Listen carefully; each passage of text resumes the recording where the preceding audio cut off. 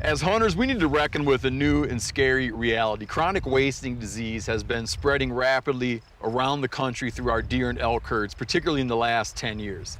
If you live in an area that doesn't yet have CWD, trust me, you do not want it. CWD is 100% fatal to infected animals. It manifests very slowly, and it can persist in the environment for years. To stop the spread of CWD by bringing the disease home with us, we're all gonna have to change some of our practices when hunting in CWD infected areas. To that end, watch this video coming up from my good friend Janis Putelis, who breaks down strategies on how to debone and dispose of carcasses in CWD infected areas. This is a great tool to have in your toolkit, and it will help stop the spread. Thank you.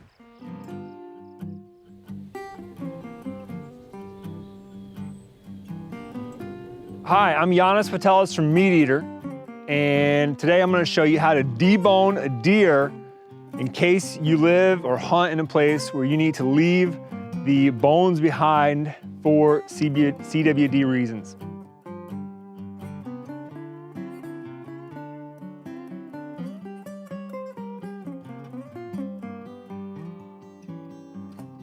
I'll first start the process by skinning one whole complete side.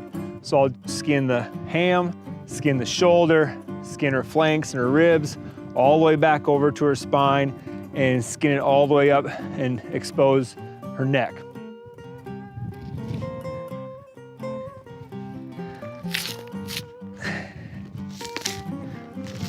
When skinning, just pull the hide and just gently drag that knife.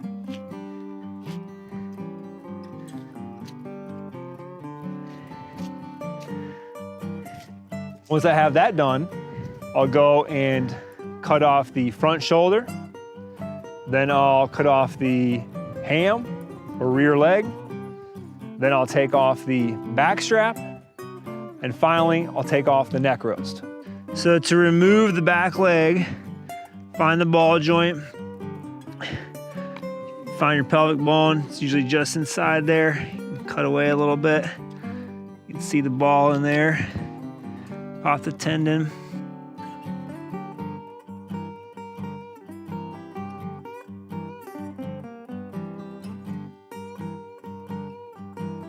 For the front shoulder, start right along the ribs and cut down in towards the ribs. And again, flaying until I reach the back strap, and then just take off the shoulder, right to the backbone again. And that's it. Your back straps and your inner loins or tenderloins, those also they come off the carcass deboned. There's no bones attached to them, so you don't need to worry about that. The spine, and then where the ribs end, there's a line here. I'll usually find that line on the ribs end. You can see the back strap here, and run that towards the back. And then you can put your knife in right against the spine.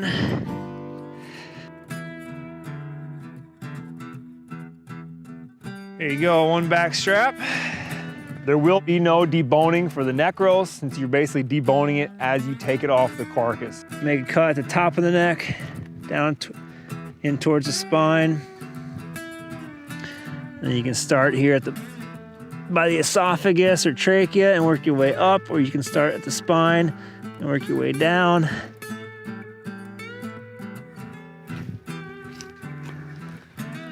One neck roast. Last but not least, you want to debone the ribs. Pretty simple to do that. Just take your knife and trace the ribs on the insides. You'll get strips of meat that are 8 to 12 inches long. Pulling the tenderloins. These really don't require a lot of cutting.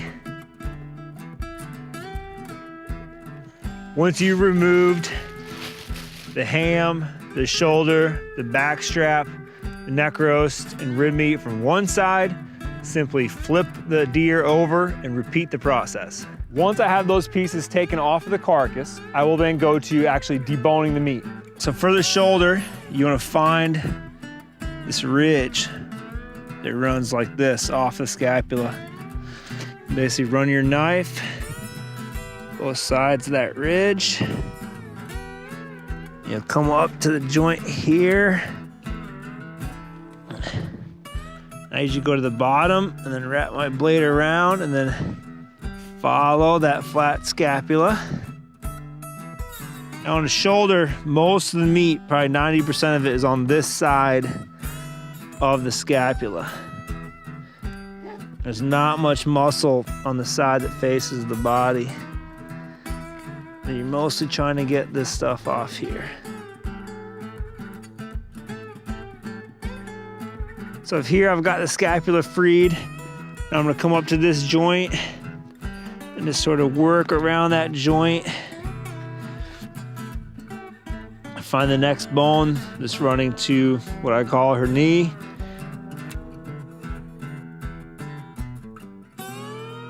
I usually will cut this off clean here and then start again for the shank. Again, pretty easy to find the bone here and just cut the shank off. And this shank meat, it's not quite as good as it is when it's on the bone, because you're not getting to cook it with all that marrow. But I'll still slow cook all this shank meat just like I would an ossobuco recipe. On the rear hand, where I'll start is I'll connect the dots between the ball joint and the next joint down. Straight line right there, that's your femur.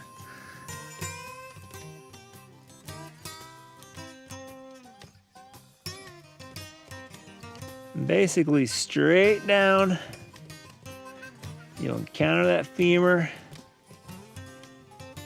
You don't want to cut on the bone too much because you're going to dull your blade.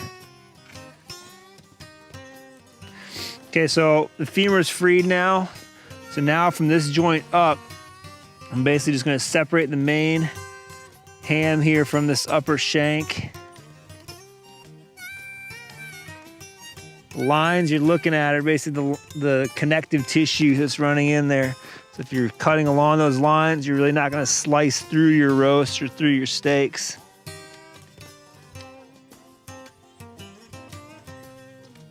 Here on the shank, start there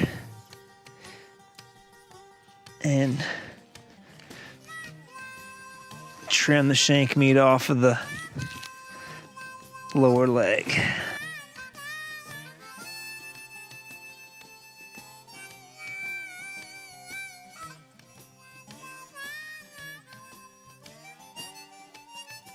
So there is one boned out ham, the two shank pieces. Now you can take this to your processor, or you can take it home and process it yourself.